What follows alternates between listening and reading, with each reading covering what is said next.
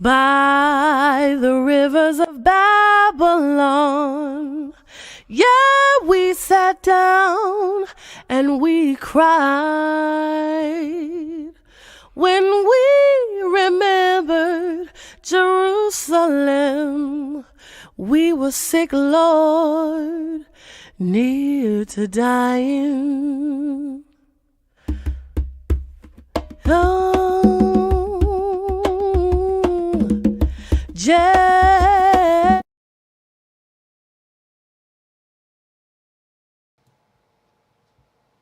Shalom, shalom. Welcome everyone to another Tanakh review. My name is Zurishaddai. I'm one of the teachers of Congregation BINAH CHOKMAH, located at 382 Hamilton Avenue, Brooklyn, New York. Giving glory to the Most High King of the universe, who is to be glorified at all times. His name is Yehudah. Thanking you all for tuning in to us, and we'd like to wish everyone Chag Sameach and a happy Feast of Booths to everyone out there. Chag Sukkot. This is the time of our last ingathering and also a time of remembrance of our plight in the wilderness and us dwelling in booths. And we give glory to the Most High God for this season and for understanding of this season. Also giving due respect to the leader of our congregation, even Chief Prince Yehudah Ben Yissaschar, thanking the Most High God for his life and praying that the Most High God be with him and his family. At this time, we are going to go over the Haftarah portion for Ha-azinu, and that will be found, I'll let the teacher of the portion tell you all of that, and that will be none other than one of my mentors and my teachers, even Nasik, Zurishaddai Ben Yehudah. How are you, Nasik? First of all, I'd like to say, giving praises to the Supreme Eternal Universe, God of my forefathers, God of Abraham, God of Isaac, God of Jacob, and due respects to the platform on D.C.B channel platform, Chief Prince Yehudah Ben Yissaschar, spiritual leader, and also to the host, Chief Uziel, the princes, chiefs, Connie, Rabbinate, Marine, brothers and sisters, visitors, I greet you all in the time of forefathers. Shalom Aleichem. Also, even though you might see it after Sukkot, or early Sukkot, Kal Kamasa, and Kal Sukkot, Kal Sukkot, and also early Shabbat Shalom. Well, this would be the final Haftarah that I'll be dealing with for this session, and it concludes the Haftarah for the year. The last Sidra is actually Ha-azinu. Dealing with Ha-azinu, as I get ready to speak about in a moment, and the Haftarah considering Ha-azinu is that it's this the last actual Sidra that's actually done on the Shabbat. So most of y'all did that, prior, because I'm always doing a review. So I'm after the Haftarah or the Sidra for that particular Shabbat. And what's remarkable is that, as the book is divided up in a secular way of Deuteronomy 33 and 34, it's under the heading of the Sidra, which we call V'zoh HaBraka, which means, and this is the blessings, these are the blessings rather, that we know automatically that that's never really read on a Shabbat, unless those might follow a certain tradition of coming back and doing Mincha services, and then they would have the 3 aliyot, if it happened to be on a Shabbat, like it was pretty much this week. And also, when you go to this, the way Sukkot comes in this particular week, you really be speaking on it again, final time, pretty much on Thursday this week. But as we look at Ha-azinu, and we come to the closing, those that had observed Yom Kippur, I hope that everybody had a good fast and that everybody would be sealed in the book of life for good, and that the following year be a lot better. One of the things also considering, because a lot of times when we hear the shofar blow, when we get close to, after Yom Kippur, and we wait in these particular days of Sukkot coming in, that a lot of times we tend to say certain things. And certain things, we tend to fall back into that rut a lot quicker sometimes. And one of the things I'll share with, my son and a couple of people is that when in the book of Job, when Job went through his trauma with being a controversy in heaven about his integrity, and he, and the Creator allowed the adversary, which they referred to in the book as Satan, to, test him out. That Satan wound up killing his, having his cattle taken, killing his children, and finally giving him boils from the sole of his foot to the crown of his head. Now, what I normally point out when my son and various people is that losing the cattle is one thing. You might get some more later on. Losing your children, young enough chance, man still could produce to the day he died.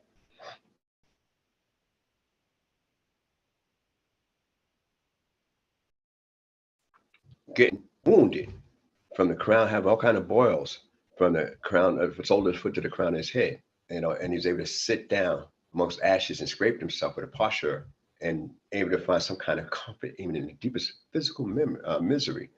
Now, I'm sure psychologically he felt the way about losing pretty much a certain amount of wealth. I know he had to feel a certain way psychologically concerning his children, because he offered up continually every day, lest they curse, just in case they curse God in their heart, which is another thing to consider. And also now he has these boils. He said, okay, I got these sores breaking out on me, oozing, looking bad. And I know they're not going to heal overnight, even though they might have came instantaneously. But I'm going to make the best of a bad situation. But what he could not really find, a resolution for was to talk.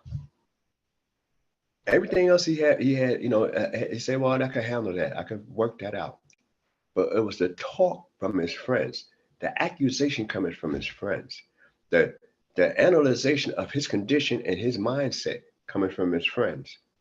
I said, you must have had to do something in order for this to come upon you. That would hurt him the most. That's what the whole story is centered around, about how you look and analyze people. So going forward, we should learn from one of those things, is that we really should not prejudge people. We know that in the group I'm from, BINAH originally, we used to say condemnation without full investigation is a very bad policy. So therefore, you got to investigate, and that's one of the things that we know, and similar to one of the portions where it said, Tzedek Tiado, justice, or righteousness pursue. So now we're in the book of Ha-azinu. You figure this is the last day of Moses' life. And on his last statement of Moses' life, in the portion of Ha-azinu, he's told to teach Israel a song. Now, the first song we read about in our history is the song after they crossed the Yam Suf. All right, and then it says, then Israel sung that song. As I said before, whatever lyrics they came up with, we know that they came up from man. But they was singing and praise and thanking the Creator for that great deliverance. Now, so he just crossed one set of waters, and he's not able to cross this other set of waters But the children of Israel, before they begin to cross this other set of waters, they now must learn this particular song, what you call, what you refer to as a Ha-azinu, or, Zod Hashir, this song. And what was interesting is that we was told not only that learn how to sing it, but we should also remember it. There's a lot of things concerning this particular song. And this song here is supposed to be a witness against us and not a testimony for us. So imagine a man that went and defended us so long, for 40 years, endured with us for 40 years. On the day he's got to begin to walk and die, that he said, this is a song I must teach. And this is a song you must learn. And this is a song about you and your future. So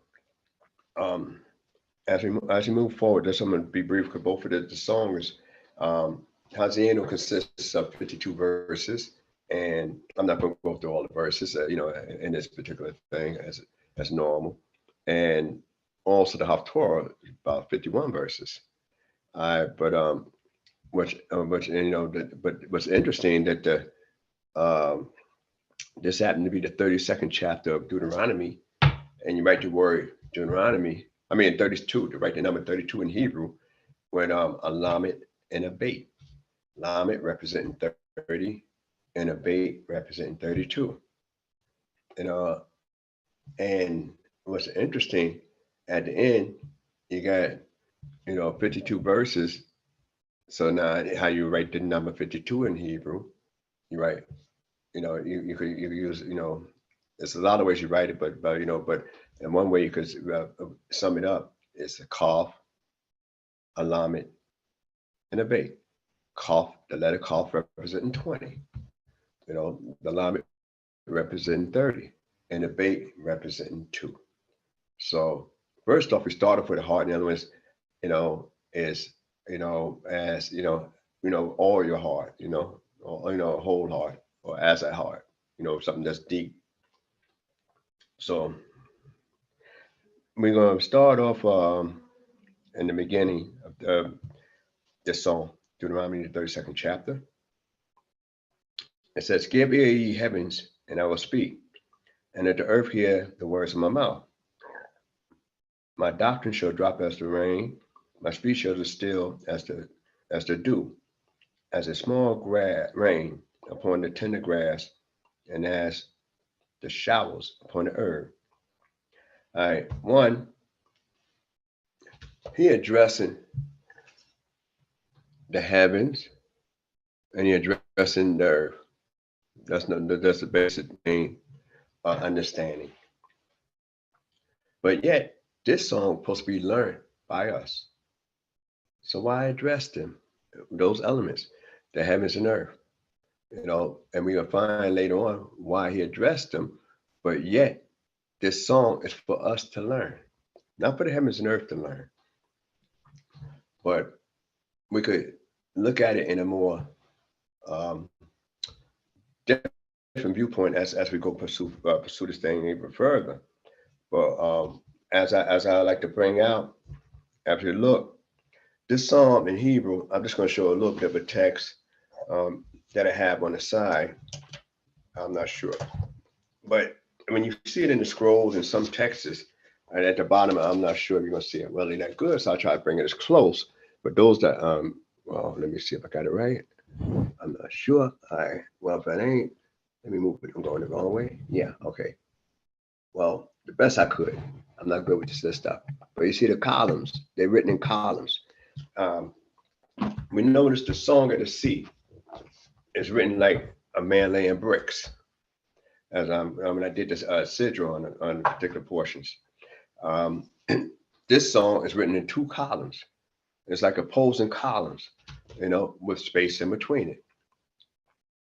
So now you have, and it's also the lines in the verses is almost like you got opposing views on the verses, pretty much going down. And when he says, give ear, your heavens, it sounds like you're closer to that area when you tell somebody to give ear. When you say listen, that's somebody more far off. So there's a lot of things on. I spoke on it before, but I'm not going to focus on that area there. Might say it, but Isaiah just says it in reverse. And you know, when he started to speak on it.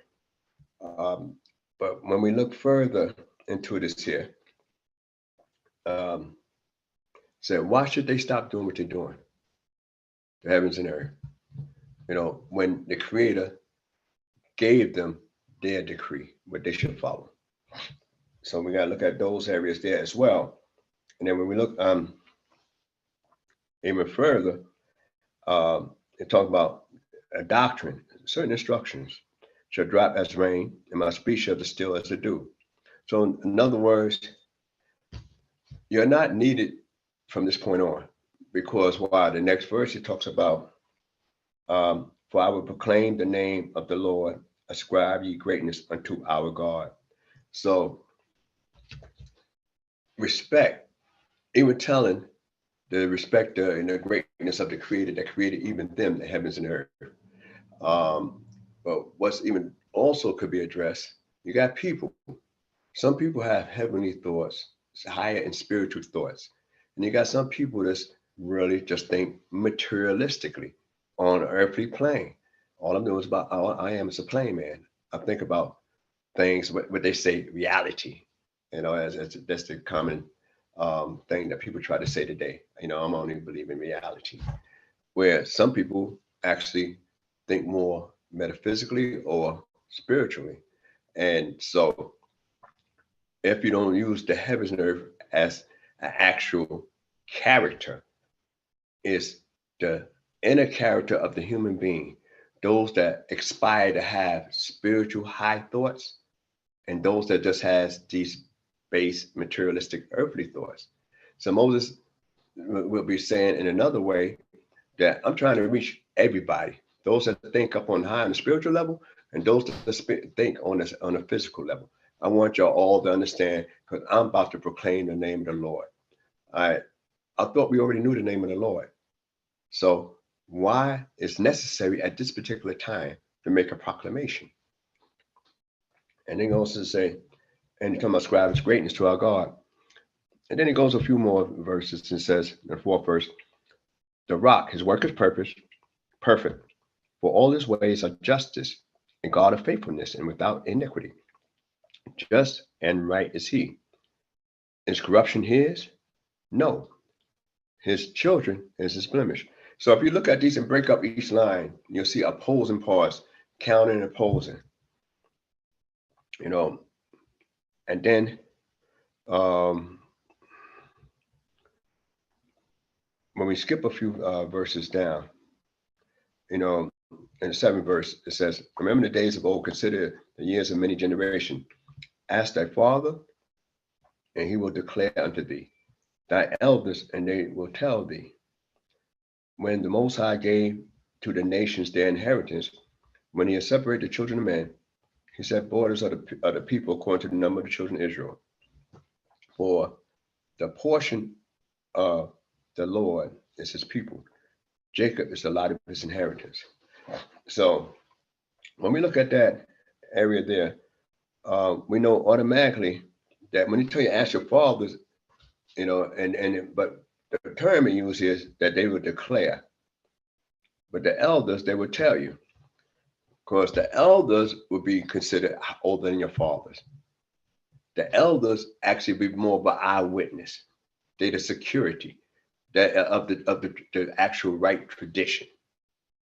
And the fathers say, well, I haven't experienced this directly, but this is what has been transmitted to me. And so therefore, I'm bringing it to you. So those are the difference, you know, in those areas there. When we talk about the borders of the people, it's like 70 nations enumerated in the book of Genesis, the 10th chapter.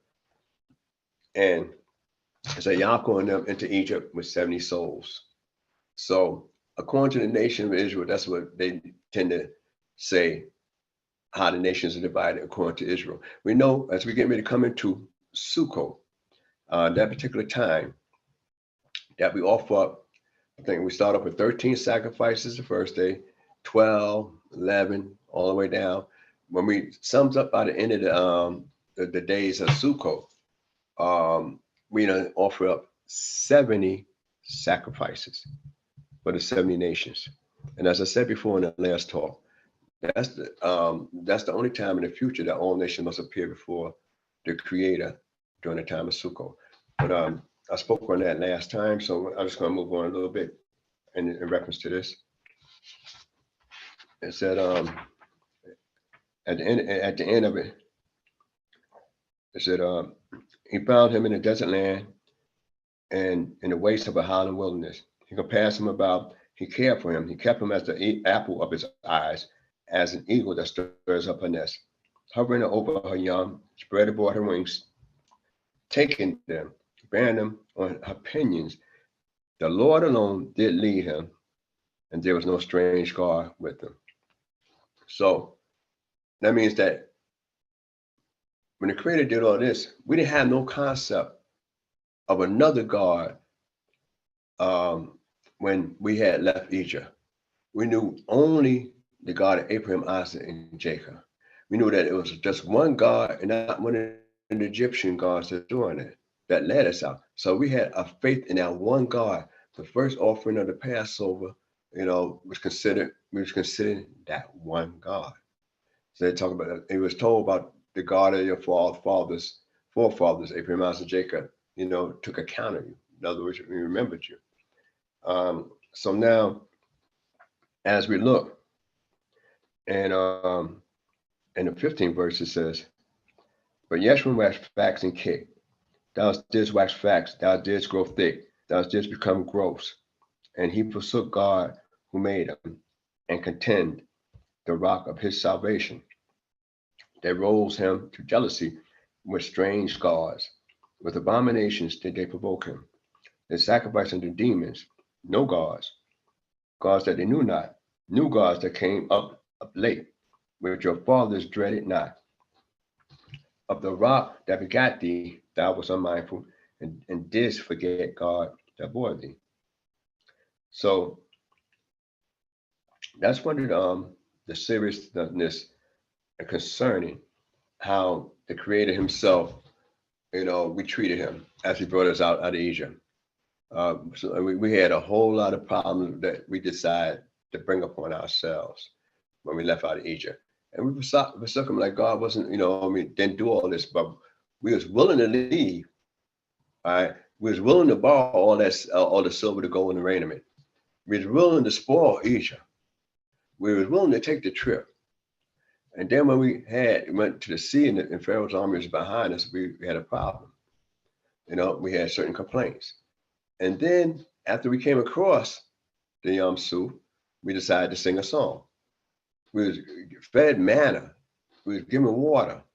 All that the Creator did for us and led us in a land where no man passes. But those are some of the things that said that we've forgotten. And the Lord saw and spurned because of the provoking of his sons and his daughters. When people talk about sons and daughters, they think of one individual. But we know from Exodus of 20, the 4th chapter, 22nd verse, that Moses was supposed to report to Pharaoh and say, Israel's my son, even my firstborn. That's what he was supposed to tell the Pharaoh himself at that time. But we're going to move just a little bit here because I got a couple of things I want to bring out and highlight. But out of these verses, let me look at here. All right, we're going to skip down to the 23rd verse, and it says, I will heap evils upon them, and I will spend my arrows upon them, the wasting of hunger and devouring of the fiery bolts and bitter destruction, and the teeth of beasts will I send upon them, with the venom of crawling things of the dust. Without shall the sword be reed, and in the chambers terror, saying both young man and virgin, the suckling with the man of gray hairs. All right. I thought I would make an end of them. I will make their memories cease from among men, were it not that I dreaded the enemy's provocation, lest their adversary should misdeem, lest they should say, our hand is exalted, and not the Lord have wrought all this. So now, in this song, and this verse is important, I like to bring out, it's only because that this last verse coming from the 27th verse said, and I got to read it again because I just want to make sure everybody understand. Were it not that I dreaded the enemy's provocation, lest the adversary should misdeem, lest they shall say, our hand is exalted, and not the Lord have brought all this. Moses used that as our defense. When he said, all right, if you destroy this people as one man, then the nations of the world would say, it was because you was not able. So at the center of the golden calf, when we look at this verse, and this is the Creator's lyrics. So when we find out that this is the Creator's lyrics right here, that was a moving argument that saved us. That means Moses talking about blot me out of your book which you have written, if you don't forgive him. But when we get to this particular verse right here, we find out it wasn't so much the Creator don't need to have an ego because he's all in all. But what it is that other people will misunderstand and misinterpret. And the God is not only God of Israel, but he's the God and creator of the whole world. So it's only because of this area there. So when we think about how great Moses was in his advocacy for us in our defense, and he's still before the Creator, and the Creator said, get back so my anger can wax hot. And Moses still stood there. We know also when Moses brought out that part, the Creator himself considered that already. And that's what saved us from being wiped out at that particular point in time. So, and that's, very important to keep on record, because sometimes, as we find out later on in the last roundup, it's not because of righteousness that God going to bring us back home, but because of his promise and for his great name's sake. And that's what's most important. And it says, for they are a nation void of counsel, there's no understanding in them. If they were wise, they would understand this. They would discern their latter end. How should one chase 1,000, two put 10,000 to flight, except the rock had given them? We read stuff like this before in the earlier scriptures. All right, we're gonna skip on down, and we know about all the punishment and the calamity. But let's go to 36th verse. It says, for the Lord will judge his people and repent himself for his servants when he seeth that their stay is gone and there is none remaining shut up or left at large. And it is said, where are their gods, the rock in whom they trusted, who did eat the fat of their sacrifices and drink the wine of their drink offerings? Let him rise up and help you, and let him be your protection. So all that we was praying on before, all that we're going to think about that and bethink ourselves and land our captivity. And all the people, things we was praying for, looking for, that we thought was God's, we thought was better, the Creator going to let us know that that's not what's going to save us and help us and analyze, deliver us from salvation. And that's why I talk about, in reference to, we don't have any kind of intelligence, no kind of understanding about what's coming upon us. The thing about sin, when evil enters, discipline disappear. And evil is always something that's attractive. So we got to look at those areas there. And when we say evil is always attractive. Now, let's look at what Moses is saying. And this is all in the song, 39th verse. See now, even I am he, and there's no God with me. I kill and I make alive. I have wound and I heal, and there's none that can deliver out of my hand. All right, this is the Creator testifying about his quality. So when people think God's all a loving God won't do this and won't do that. Justice, he's a God of justice as well as a God of mercy and compassion. And he says, I will kill, which is different, than a murder. That means when you talk about killing, and when a lot of people read the commandments to say, thou shalt not kill, it's really thou shalt not murder, because an execution or a slaughter is justified by law. When we go forward in the 40th verse, it says, for I lift up my hand to heaven and say, as I live forever, only the Creator can live indefinite. And say, I lift up my hand to heaven, and if I wet my glittering sword, and my hand take hold on judgment, I will render vengeance to my adversaries, and I will recompense them that hate me. I will make my hours drunk with blood, and my sword shall devour flesh, with the blood of the slain and captives, for the long hair heads of the enemy. So, which is interesting verse when it says, for the long haired heads of the enemy. Which is another thing, because we think of Nazarites and letting their hair grow long. All right. But one of the things I like to just focus on in brief, in this particular song that we're supposed to learn, is that the Creator letting you know that right then and there, that he will take vengeance on people that become his enemy. I've seen in one of the chats, some woman asked, I think a sister asked, what do I mean by visiting the iniquities of the fathers upon the children unto the third and fourth generation? It says, of them that hate me.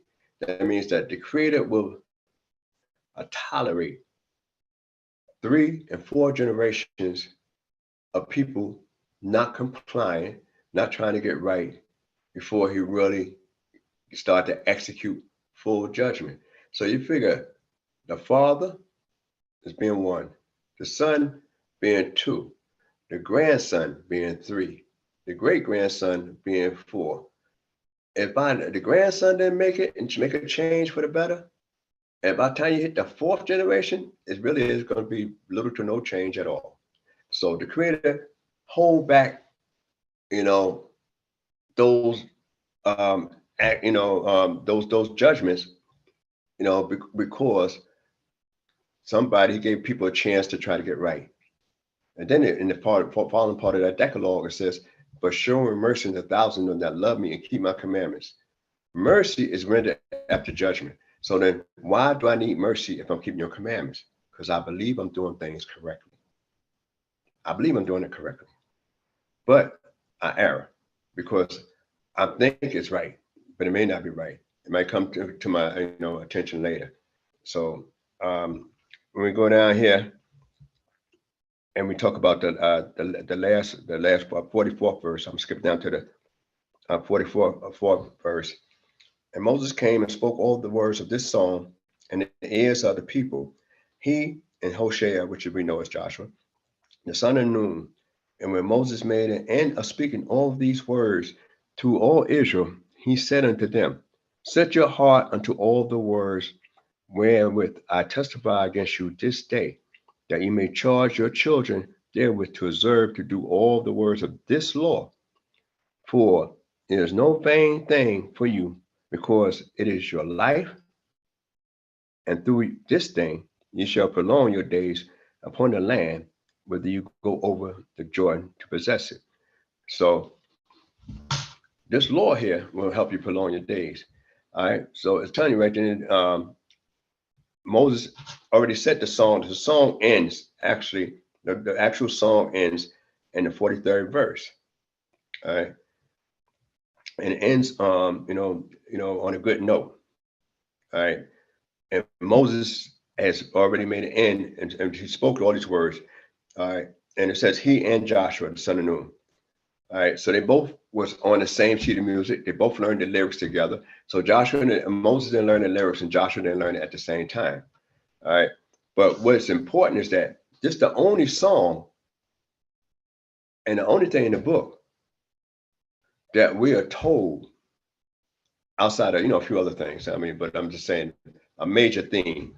It's the only song in the whole book that we are told to commit to memory.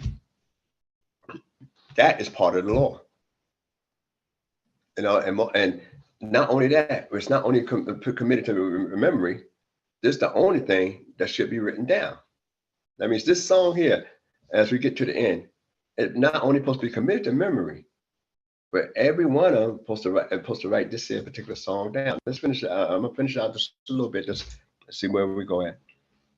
In 40th verse. All right. And the Lord spoke to Moses, saying, and Moses that self-same day, saying, get thee up unto this mountain, unto Abiram, unto Mount Nebo, which is in the land of Moab, that is over against Jericho. And behold, the land of Canaan, which I given to the children of Israel for a possession, and die in the mount where that I goes up, and be gathered unto thy people as Aaron, thy brother, died in Mount Hor, and was gathered unto his people. Now, interesting concept. I just want you to focus on the concept and save it for discussion in the various places, because ain't Aaron and Moses brothers? But Aaron's in someplace else that he can be put down, that he buried. Moses going to another location to be buried. Aaron supposed to be gathered to his people. What do that mean? What kind of thought that is? And God telling Moses he's going to be gathered to his people in another area. But what we find really striking is that his last major act, though we read about the blessings, the last major act that he was told to commission from God was to tell him and teach him this song. So when we get to Bazok HaBraka, that's Moses doing addition on his farewell. But in the same day that he taught Israel this song, so you know from the beginning of Deuteronomy when he started talking, and we get an idea when he finished talking, because we know he finished after he taught the song. And he got word that said the self-same day. That means it ain't gonna be the nighttime. It'll be in the sight of everybody. So I mean, the service is over. But Moses, as we go forward, as we know from the book, he decided, I need to leave a blessing behind these people, behind me for the people. This is something he elected to do on his own. But let's we go a little bit further, and it says, and die in the mountain where that goes up and be gathered to that people, Aaron, as Aaron, thy brother, did in Mount Hor, and was gathered to his people, because ye trespassed against me in the midst of the children of Israel at the waters of Meribah Kadesh, and the wilderness is in, because ye sanctified me not in the midst of the children of Israel. For thou shalt see the land afar off, but thou shalt not go thither unto the land which I gave to the children of Israel. I gave the children of Israel. So now, as we look at that, and in the Ha-azinu, we find out why Moses didn't make it. And imagine this. Moses had to jot that down. This is what God told him. And he wanted it to be known how he messed up, how his brother messed up. You figure most people would say, well, I want to hide myself. I want to talk about it and leave for all posterity. But as you know, Moses messed up and Aaron messed up at the same time. You say, well, Aaron didn't say anything, but Moses included Aaron, and they both, when we covered it before, was told to speak, not just Moses. Both of them was told to speak. And just one of them had the rod, and Moses struck it. And Aaron, and he struck it twice. So it's a confirmation. But one of the things here that, like I said, this is the most important song. Now we talk about the 23rd Psalm of David. We talk about the 33rd Psalm, and behold, I'm going to pleasant. A lot of us think about the 150th Psalm, about praising the Creator. But this is actually a song of a testimony, and then the heavens and the earth are a witness against us. Now, one of the things I like to leave before we go into the Haftarah is that why choose heaven and earth as a witness? One, we got to look at the qualities of witness I spoke on before when I spoke in reference to this, that a witness got to know the details. Heaven know the details. Earth know the details. So in order for them to be a good witness, I got to know not only the details of the incident, I got to know the characters involved. We're part we got some heavenly elements in us, and we got some earthly elements in us. So they know us through and through. There's nowhere in heaven or earth that we can hide from any of them. And we cannot intimidate the witnesses, such as heaven and earth. And then if they testify against us, rain come down from heaven and produce grow from the earth. So usually if a person is guilty of a charge in our way of life, the first one to begin to start exacting the judgment on the individual is the witnesses. So heaven got to do what it's going to do, and the earth got to do what it's going to do. That's why we might have no rain come from heaven. We might have a famine in the earth, because as witnesses giving testimony before our actions, before the all highest, they got to take a part. It's just like if you bring up a charge against some individual and somebody, worshiping an idol, and you say, oh, we caught him, and the two witnesses, established the matter, and the matter being established, the witness is the first to cast a stone. So when you got something like the heaven and earth that's going to outlive you, be around, you can't escape. They could do their job without being intimidated. And they called in because why? They can't be, they've called in to be a hostile witness if we mess up. That's what they call for, to be a hostile witness if we messed up. And to strike the first blow and when we mess up. So there's a lot to think about when we learn this song. And in some cultures, everybody write it. They say if you write it one time, you should have at least a blessed life. But I know when you write something down, you really read it thoroughly, you thought about it, and you have a copy of it, and so analyze every little line, every little comma, every little period. So we're gonna go straight to the book of Shemuel, the 22nd chapter, the second Samuel, 22nd chapter, and we're gonna read this is Psalm, of David.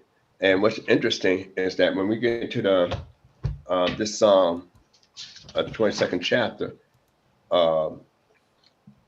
it's the most books to start off as a title of Thanksgiving from David. So when we look at the Psalm itself, you say, okay, why it's in Samuel? And it's at the end, towards the end of Samuel. And you know that after that, we go into the book of Kings. In the beginning of Kings, we start to get to the end of David's life. Just like Samuel's life is ended within the book of Samuel, David's life pretty much going to be almost ended, pretty much so in this here particular song. So it's a lot of interesting things, and it's a long song. And what's interesting is that this particular song on Haftarah is read on the 7th day of Passover. So that's the Haftarah. So this Haftarah is read twice a year. It's read on the 7th day of CHOKMAH, the Feast of Unleavened Bread, at the concluding, and it's read now as the Haftarah concluding with Ha-azinu. And it's interesting, that's because when we get into the area of Sukkot, it says that God calls it the dwelling booths when we left out of Egypt. So we're reminded about Egypt at the end of the year, but yet we left Egypt 7 months prior in the year. So it's kind of a strange thing where you say, okay, we got this Haftarah here that's covering the CHOKMAH, and we still continue to count the Omer all the way to Shavuot rather. And here at the end of the year, and the last Haftarah to conclude Ha-azinu, something that we got to write down. We got a song from the greatest psalmist, which is King David. And David himself called himself the sweet singer of Israel. So in the Psalm, so he's an interesting guy. He is a warrior, is God-fearing man from the majority of his life, and he was a man after God's own heart. And he said, "I'm a sweet psalmist or singer of Israel." That's something. That's not egotistic. Just the man's skill. So we're going to start off in there. It's pretty long, so I'm going to go through this here kind of briefly as well. So if you're ready, you can start from the 22nd chapter, 2 Samuel. We're in the book of 2 Samuel, chapter 22, verse 1. Hallelujah. Hallelujah. And David spoke unto Yehudah the words of this song in the day that Yehudah delivered him out of the hand of all his enemies and out of the hand of Saul.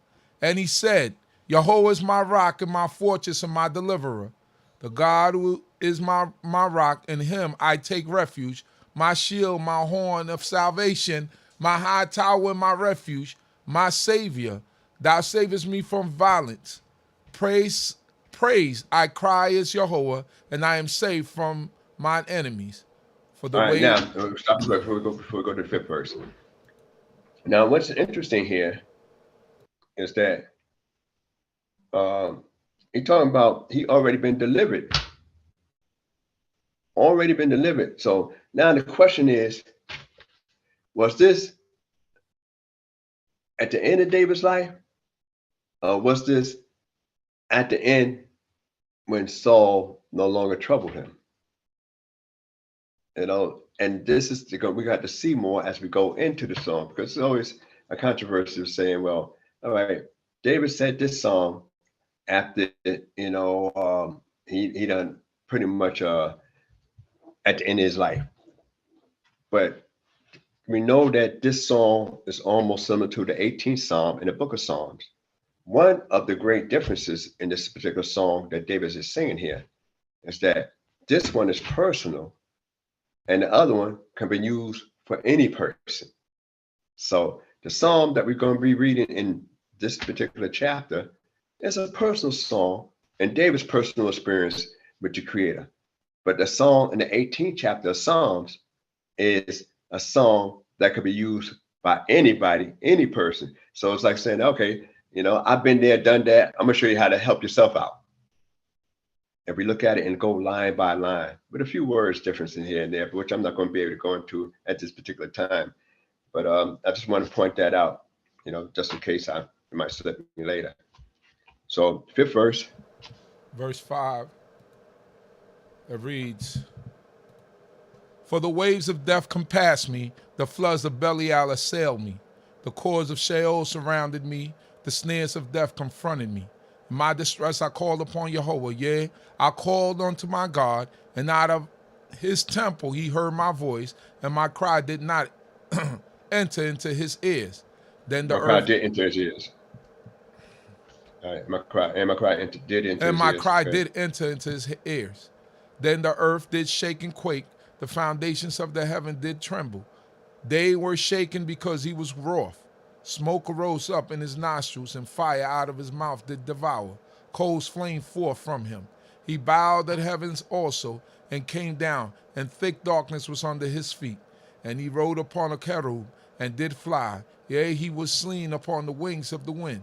And he made darkness pavilions round about him, gathering of waters and thick clouds of the skies. And the brightness. Stop at 13. All right. So now, David started off with praise. All right. But when you read it, he's saying, we're doing this praise. You know, we read that, you know, my Savior, thou savest me from violence.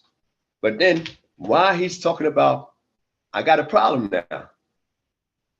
Because you just got through praising God for helping you out. But now you talk about, I got some problems going on. So as I spoke on earlier about the book of Samuel, which is interesting, it opens up with a prayer from Samuel's mother, you know, pretty much close to the beginning, not the very beginning, but close to the beginning. Hannah, Samuel's mother prayer. And it became a model for most prayer, you know, praise, thanks, and what you got here, petition. So now we're starting off with praise and a little bit of thanks, but now we're going to have a shopping list, so to speak, a petition. But if he was already done, saved from Saul, why would the need would be for a petition? And then if the allegory is a reference to some of the things you did in the past for Israel, You know, like when the Pharaoh and them when he was in Egypt, and you know, Pharaoh pursued, the children of Israel cried out, then God caused a pillar of cloud to go behind the children of Israel, where it was darkness to the Egyptians, and light into the Israelites, where they didn't come by each other all night long. So as he using analogies from the actual Exodus, and remind you, I told you that this song is really spoken on and during the seventh day of CHOKMAH. And here we at the end of the year, just before we're going to Sukkot, the last Haftarah that's actually read on the Shabbat. All right, but let's go a little bit further from 13th verse. Verse 13 reads, "At the brightness before him coals of fire flamed forth. Yehudah thundereth from heaven, and the Most High gave forth his voice. And he sent out arrows and scattered them, lightning and discomfited them. And the channels of the sea appeared. The foundations of the world were laid bare by the rebuke of Yehudah at the blast of the breath of his nostrils. He sent from on high, he took me. He drew me out of many waters. He delivered me from mine enemy most strong, from them that hated me, for they were too mighty for me." Hold right there, stop before going to 19th verse. So you can make this analogy almost like the Exodus and what the Egyptians pursuing. But this is David, and he talking about another incident that happened in his personal life, but he make the analogy about God's testimonies from what he did in the past for the nation of Israel. So he's talking about his personal challenges and said, look, you did it for them. I'm one of them, and you need to do it for me now. So, and just like you did all them great magnanimous things there, in the sight of the Egyptian, whatever they seen when they went into the Yam Suf, was a sight to behold. But David said, using a past historical analogy and applying it to his life. So a lot of times when we go into the Torah, we try to look at things that God had did for other people. When we read on at the center of the golden calf, and God told Moses that no man shall see my face, but he'll put him in the cleft of the rock. That means right then and there, a rock is secure. We had another guy that was in a cleft of the rock we spoke about not too long ago. That was Elijah. Elijah was running, and he wound up going to the territory of Yehudah. And then he wound up going to Mount Horeb. And he had a meal that he went in 40 days without eating and drinking. And the power of that meal, 40 days and 40 nights. This is the Elijah that was taken up. He went to the same place where Moses would work. That same Elijah that was taken up after the 40 days, 40 nights, he looked for the same type of revelation. Where was he? He was in a cave. Moses put in the cleft of the rock. All right. So David lived before Elijah, but he lived after Moses. So we could see some kind of similarity, how people try to emulate some of their ancestors and say, oh, this worked for them. And God, assisted them. And this how they did it. So what are we doing there? We're trying to seek the ancient path of our forefathers and walk therein that would be pleasing to the Creator. Because it said, it's been told to thee, O Lord, what the Lord required. So therefore, we got to look at how God delivered us in the past from some of our great leaders and teachers, and hopefully we could emulate those things. So like I say, Elijah didn't get he seen the earthquake, yeah, but God was in the earthquake. You see that, the whirlwind, God was in the whirlwind, you see certain things, but it said God was in a murmuring song, of what they translate as a small, still voice. So his deliverance was different than how we was delivered as a people. David, living before Elijah, saying, I'm referring to what I know, how you deliver the people who were scared from an enemy that was stronger than them, that they didn't even want to fight the enemy and face off with them. And now David himself is a man that was on the run for most of his life. But let's read a little bit. We are in verse 19. They confronted me in the day of my calamity, but Yehovah was a stay unto me. He brought me forth also into a large place. He delivered me because he delighted in me. Yahweh Hold on right there before rewarded. we go further. I need to bring out that point out that 20th verse a little bit. He delivered me because he delighted in me. All right. Then how do you have calamity? You know, what is the calamity? You got to ask these things as we go forward. Because, you know, if I got calamity and I'm being delivered, then what is my integrity? Where's my righteousness? So hence, we bring this out and say, as we go further and we look into the song, that was this after David was sitting as sole king of Israel, or prior to David being sole king of Israel? Did he write this song, you know, and sung this song, you know, at the time before he messed up in his life, or prior to he messed up in his life? All right. And yet he's saying that he have a certain kind of guarantee with the Creator on this deliverance. All right, now we can pick it up 21st. One, it reads, Yahweh rewarded me according to my righteousness, according to the cleanliness of my hands have he recompensed me. Oh, right there. No, verse is saying you're already straight. Can you imagine that? He rewarded me. I say, all right. So what is he saying now? He said, I'm not asking for a favor. I earned this. This is what David's saying. I'm not getting, you know, something that I haven't earned. I earned this. Now, we read where David actually talk about, you know, I'm not worthy. My sin is ever before me. We read about that in the Psalms. You know, many Psalms he say, especially after the matter with Uriah the Hittite and Bathsheba. You know, we read about how, Lord, a broken heart and contrite spirit that won't despise. If it was sacrifice, I would give that.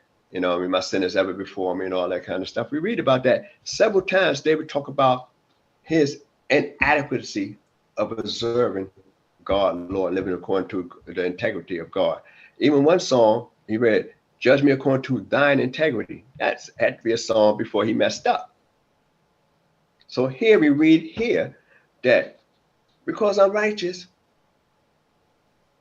I'm not asking for something that I don't deserve. How many of us could say that? But let's read a little bit further. Verse 22. For I have kept the ways of Yahweh. I have not wickedly departed from my God. For all my ordinances were before me. And as for his statutes, I did not depart from them. Keep going. And I was single-hearted toward him, and I kept myself from mine iniquity. Keep going. Therefore have Yahweh recompensed me according to my righteousness, according to my cleanliness in his eyes. With the hold it right there. Wait for me to go further. Now, that's a testimony about how a man's living. That's a testimony. Here's the guys on the run. He said, well, you're so righteous, why are you running? And I guess he got tired of running, so he said, let me just start singing a little song of praise. And start calling you know what I mean? But I feel I'm due. That's something. See, sometimes people try to avoid you in life. Then when you keep pursuing, they say, okay, Lord, you see what's happening here. You see how I'm living. And they come after me without a cause. So I need you to step in and do what you need to do concerning that individual or those individuals. Simply because I'm trying to observe your precepts. I'm doing what you want me to do, and they want to do something else that you don't want mankind to do. And they come after me. I'm one of yours.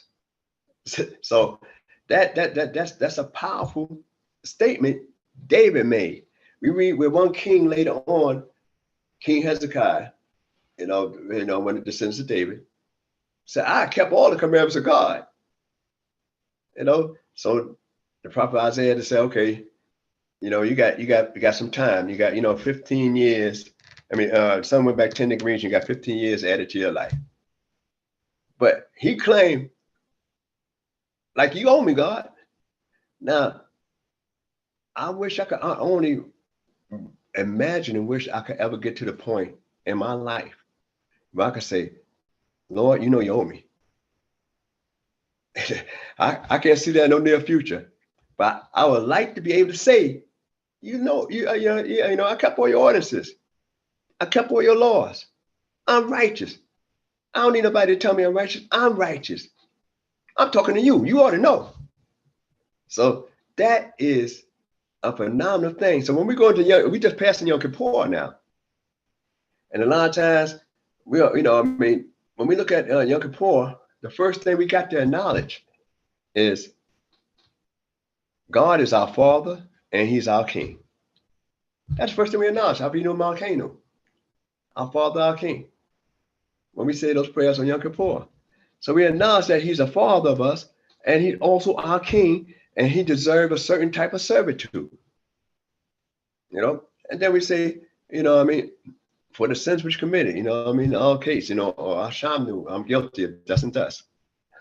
My iniquities, thus and thus, and you beat your chest. Because you want to show that I'm so wrong, I beat myself, but I don't want to kill myself. And I feel it. So we just passing through those areas here.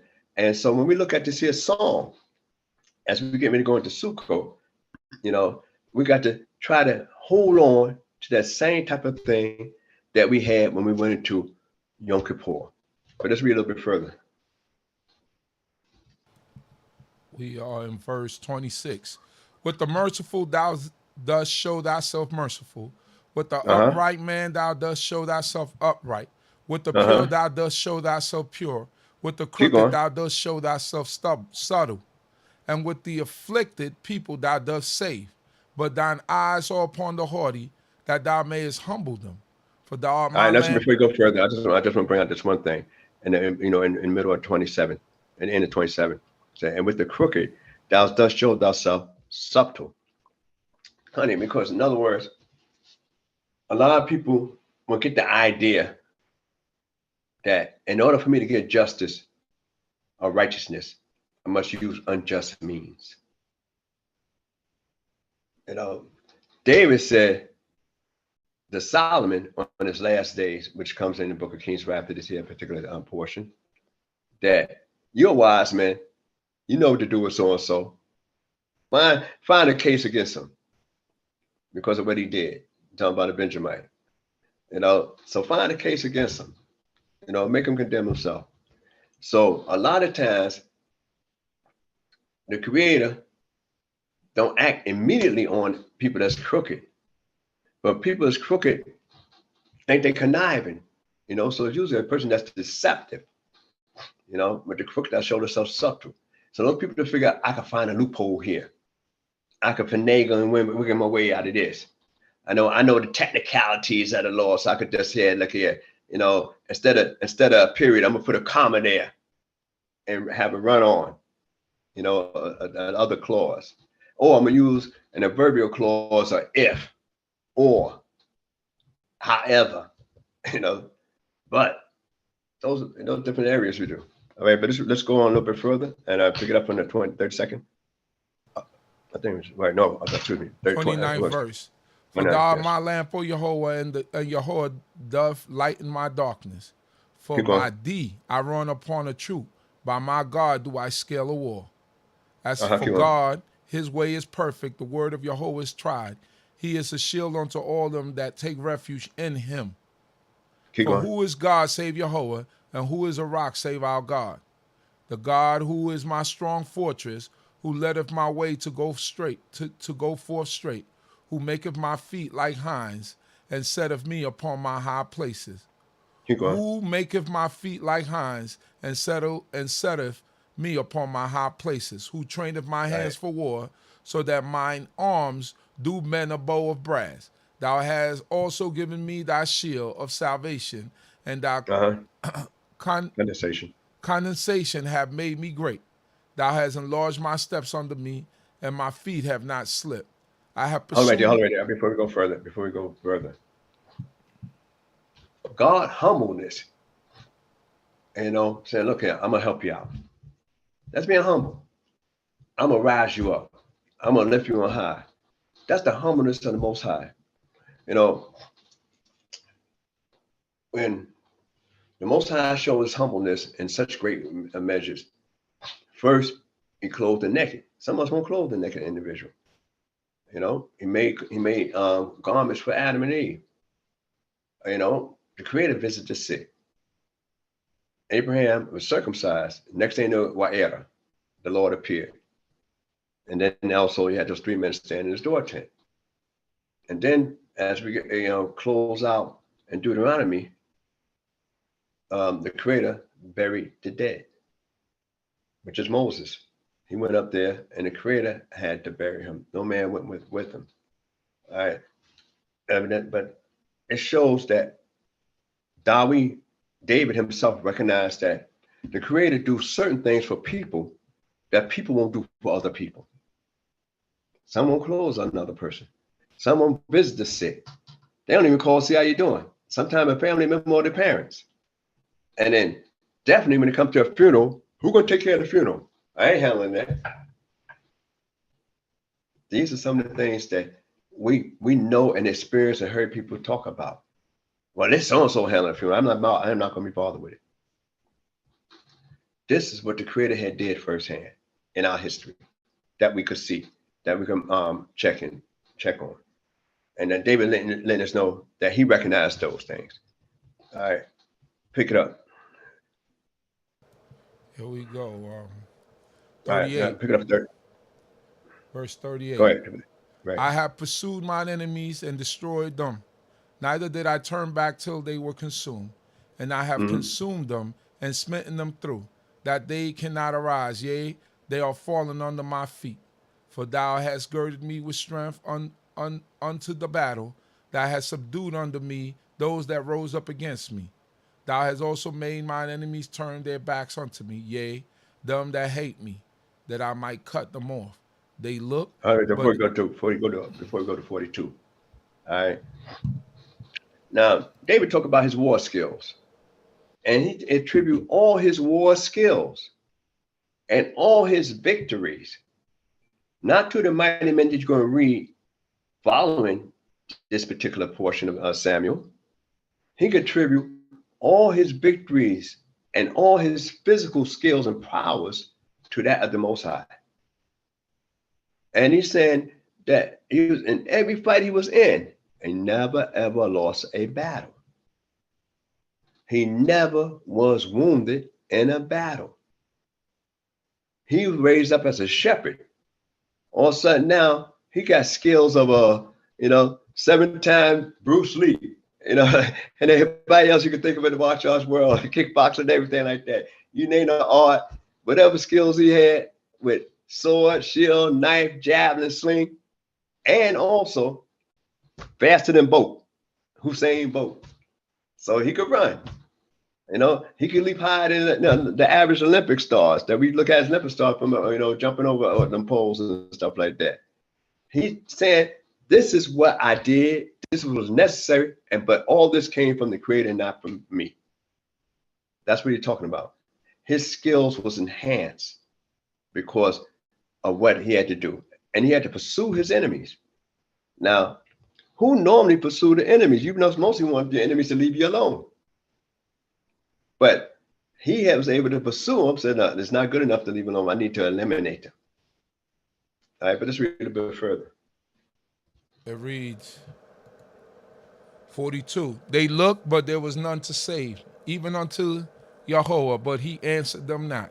Then did I beat them small as the dust of the earth. I did stamp them as the mire of the streets, and did thread them down. Thou also I tread them down. Hold right there. All right, before we go to 44. One of the interesting things is that he pursues the enemies. We have 4 kings that has unique things. I just had a couple of them to note. So David was able to say, let me pursue my enemies and destroy them. All right, which we just read in verse 38. And then when we look at the next one, King Asa, I have no strength to smite my enemies. I will pursue them and you strike them down for me. All right. And therefore,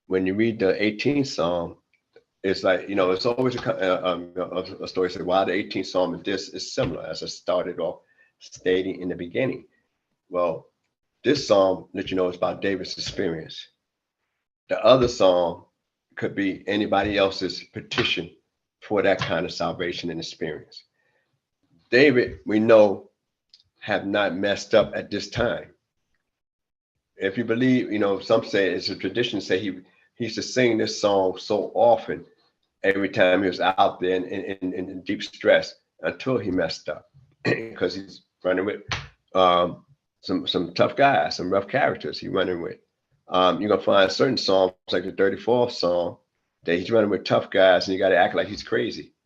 And you say, well, okay. And it's one of those, and we use part of that song too in some of the rabbinical services, and the prayers also every Shabbat. But that 34th Psalm, he pretended to be crazy. Can you imagine? You got killers rolling with you. Guys could kill 800 with a spear. He'd have a spirit of God to jump upon him. That's just his normal workout. He said, I might cut it short today. I might bump off 300. But that's his normal workout. He could get up to 800. Another guy killing 500 with a sword. Where they had to pry the sword.